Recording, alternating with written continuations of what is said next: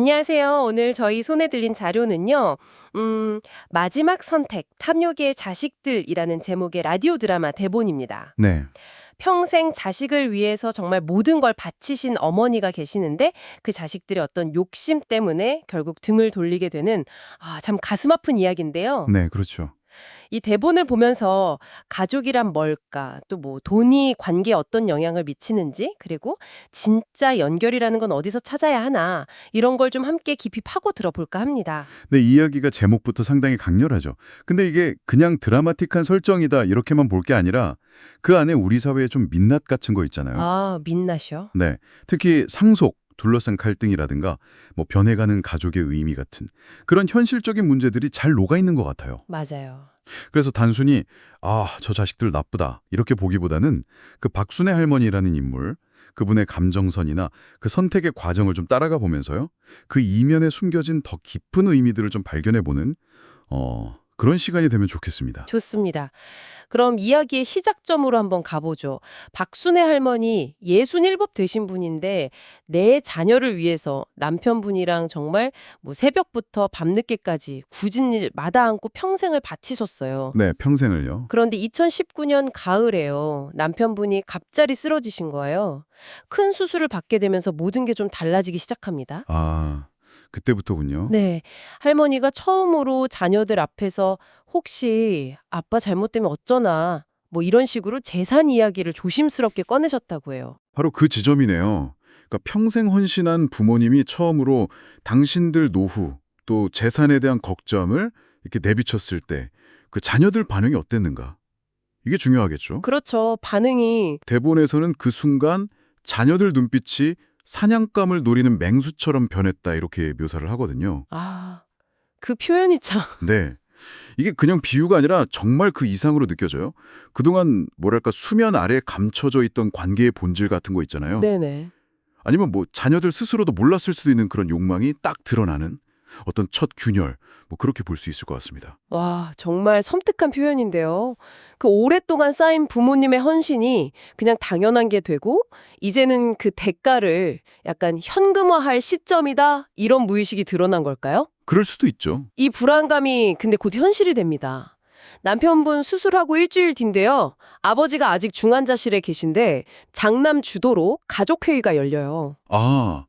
그 상황에서요. 네. 근데 회의 내용이 아버지 걱정이 아니에요. 그럼 뭐였을까요? 재산 목록 확인부터 시작하는 거죠. 세상에. 네. 시가 15억짜리 아파트, 뭐 상가 건물 이런 거 액수까지 딱 거론하면서요. 여기서 중요한 건 타이밍하고 내용인 것 같아요. 아버지가 위중한 상황이라는 그 위기가 오히려 자녀들한테는 재산을 확보할 기회로 인식되는 그런 아이러니가 발생하는 거죠. 기회라. 참. 이건 단순히 뭐 철없는 행동이다 이걸 넘어서요. 부모와의 관계가 이미 어떤 정서적인 유대보다는 물질적인 계산에 기반하고 있었을 가능성 이걸 좀 보여주는 것 같아요. 네. 심지어 우리가 뭐 도와드릴 테니까 숨기지 마세요. 이런 말조차도 사실은 걱정의 탈을 쓴 어떤 탐색 이렇게 읽힐 수도 있는 거죠. 부모님 입장에서는 정말 등골이 오싹했을 것 같아요. 남편분조차 우리가 자식 교육을 잘못했나? 이러면서 우셨다니까. 그 배신감이 어느 정도였을지. 어휴. 상상이 잘 안 가죠? 근데 이 갈등이 여기서 안 멈추고 더 노골적으로 폭발하죠. 네, 맞아요. 한 달 뒤에 아버지 회복 축하한다 이런 명목으로 외식 자리를 갔는데 거기서 갈등이 아주 최고조에 달합니다. 또 뭐였군요. 네, 장남이 아니 재산 분할 언제까지 미룰 거냐고 아주 대놓고 욕을 하고요. 우와. 그러자 다른 자식들도 각자 자지목 주장하면서 막 싸우기 시작해요. 장남이라고 더 받냐, 딸은 뭐냐 뭐 이런 식으로요. 아이고. 근데 여기서 좀 흥미로운 지점은 자녀들끼리 다투는 양상이요. 단순히 부모 재산을 탐낸다. 이걸 넘어서 형제자매 간의 오래된 경쟁 구도라든가 뭐 서운함 같은 것까지 재산 분배라는 아주 현실적인 문제랑 엮여서 터져 나오는 거죠. 그야말로 복합적이네요. 아버지가 내가 아직 죽지도 않았는데 이렇게 소리치시는데 장남 반응이 더 기가 막혀요. 아버지도 현실을 인정하세요. 이렇게 맞받아친다는 거예요. 하하, 정말? 결국 어머니 박순애 할머니가 폭발해서 자식들을 다 쫓아내버리죠. 니들이 내 자식이 맞냐고요. 이 장면은 단순한 가족 싸움이라기보다 뭔가 전통적인 효사상이랑 현대의 물질주의적 가치관이 정면으로 꽝 부딪히는 그런 지점을 보여주는 것 같아요. 아, 정확합니다. 그쵸. 부모 세대는 자식한테 헌신하는 걸 당연하게 여기고 또 자식은 부모 공경하고 봉양하는 걸 도리로 여겼던 그런 전통적인 가치관이 있잖아요. 네, 그렇죠. 이 받을 권리다 이렇게 여기는 듯한 태도를 보여요. 여기서 오는 그 괴리가 결국 관계의 파탄으로 이어지는 거죠. 괴리감. 네, 어머니의 그 폭발은 단순히 분노 표출이라기보다는 자기가 평생 지켜온 어떤 가치, 또 세계관이 자식들한테 부정당하는 것에 대한 절규, 거기에 가깝다고 볼 수 있을 것 같아요. 그 절망 속에서 그래도 한 가닥 희망이 보이나 싶었는데 그것마저 꺾여요. 막내딸 민정 씨가 찾아오잖아요. 사과도 하고 부모님 모시겠다고 하고. 네, 그 장면이 있었죠. 그런데 결국엔 뭘 요구하죠? 전세금 명목으로 3억에서 5억을 요구를 해요. 아, 결국 돈이었군요. 네, 얘도 결국 같은 놈이구나. 돈이 목적이었구나. 이 할머니의 독백이 정말 아프게 다가옵니다. 그렇죠. 이 막내딸 에피소드는 배신의 깊이를 더하는 것 같아요. 다른 자식들은 좀 노골적이었잖아요, 탐욕이. 네, 아주 노골적이었죠. 근데 이 민정 씨는 처음엔 착한 딸 코스프레를 하는 거죠. 부모님한테 잠시나마 희망이나 기대를 품게 했다가 결국 그 기대마저 돈 문제로 확 무너뜨리는 거예요. 그렇죠. 이런 방식의 배신이 어쩌면 더 깊은 상처를 남길 수 있고 인간에 대한 불신을 키울 수 있죠. 혹시나 했던 마지막 기대가 역시나로 딱 확인되는 순간 부모님 절망이 정말 극에 달했을 겁니다. 결국 부부는 2020년 2월에요. 전 재산을 사회복지단체에 기부하기로 결정을 하십니다. 그리고 유언장을 작성하세요. 최소한의 생활비만 남기고요. 전 재산을요? 네, 우리 애들보다 더 어려운 사람들한테 가는 게 낫겠다. 이런 결심이셨다고 해요. 이 선택 어떻게 보세요? 참 여러 가지 의미로 해석될 수 있을 것 같아요. 일단 자식들에 대한 정말 마지막 실망감의 표현일 수도 있고 네, 그럴 수 있겠네요. 아니면 뭐 그들의 탐욕에 대한 일종의 사회적 처벌 이렇게 볼 수도 있겠죠. 근데 조금 더 깊이 보면 부모로서 자식에게 물려줄 진정한 유산이 물질이 아니다. 이걸 좀 역설적으로 보여주는 행위일 수도 있고요. 아, 진정한 유산. 네. 혹은 뭐 자식한테 더 이상 기댈 수 없게 된 상황에서 사회와의 어떤 새로운 연결을 모색하는 그런 마지막 몸부림일 수도 있고요.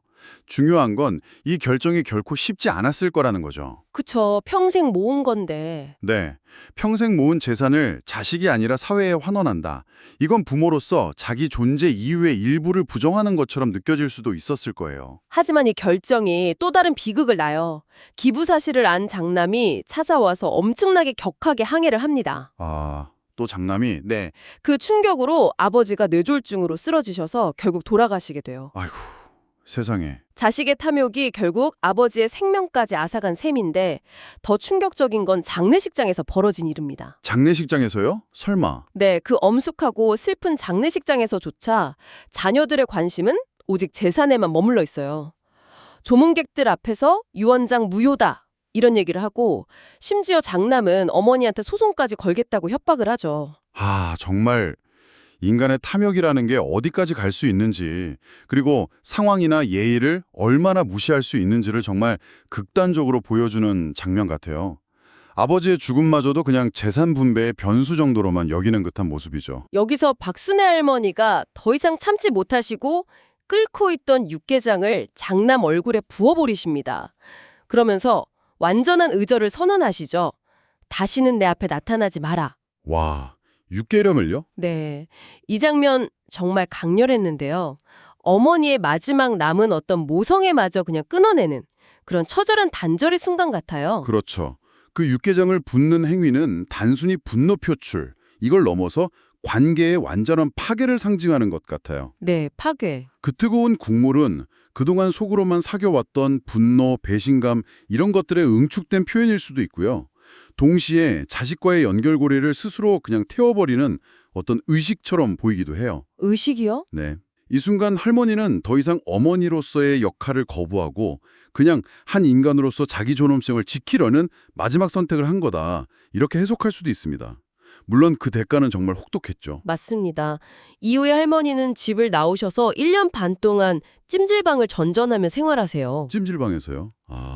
네, 가진 것 없고 정말 고된 삶이었지만 역살적이게도 그곳에서 만난 이름 모를 사람들한테서 오히려 자식에게 받지 못했던 작은 온정 같은 걸 느꼈다고 회상하십니다. 뭐 계란 하나 건네주는 친절 이런 것들이요.